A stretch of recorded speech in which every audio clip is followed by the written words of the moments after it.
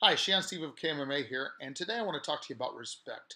The Black Belt Excellence that we are working with our students on at KMMA this month is respect. And this week's lesson, specifically for kids, was that respect begins at home. And the lesson is around the fact that, you know, when the students come here to the dojo, there's no doubt people can see the amazing respect that they display. They use the magical language of respect, yes sir, no sir. When we say lock it up, sir, and they show respect to the sensei and everything that they do.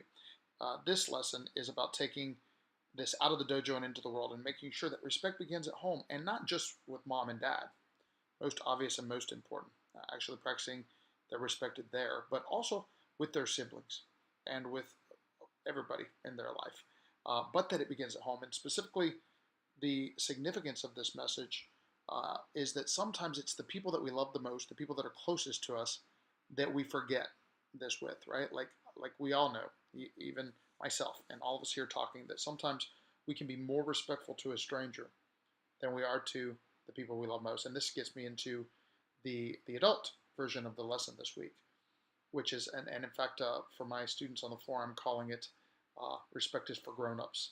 Because sometimes when we talk about the life skill or leadership attributes of the martial arts, we almost act as though those lessons are more for kids than they are for adults, and the adults are just there for the fitness and the realistic self-defense. And don't get me wrong, it is true that if a student comes to our school, they're going to have fun, they're going to get fit, they're going to have the best workout of their life, and they're going to learn the most practical self-defense anywhere, and these are all important. But the leadership and life lessons of the martial arts are every bit as important for us as they are for kids.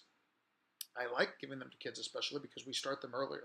And when we raise up a child in the way that they should go, then they just exhibit these things in adulthood. A good friend of mine is a very successful man named Shihan Adam Bond.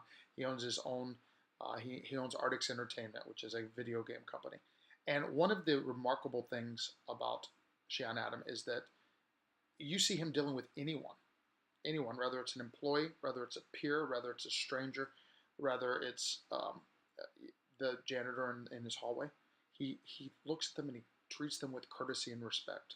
Now, by the way, Sean Adam is also an amazing martial artist and a very, very successful businessman. But the remarkable part is the level of respect that he displays. And I have no doubt that this comes largely from the fact that he grew up in the martial arts. Even before he came to be my student in October of 2000. He's been with us a long time. But even before that, he had already grown up in a lifetime in the martial arts. And you see it.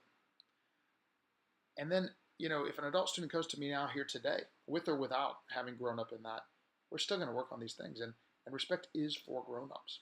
And the lesson I just said about familiarity, that one's especially important reminder for all of us today.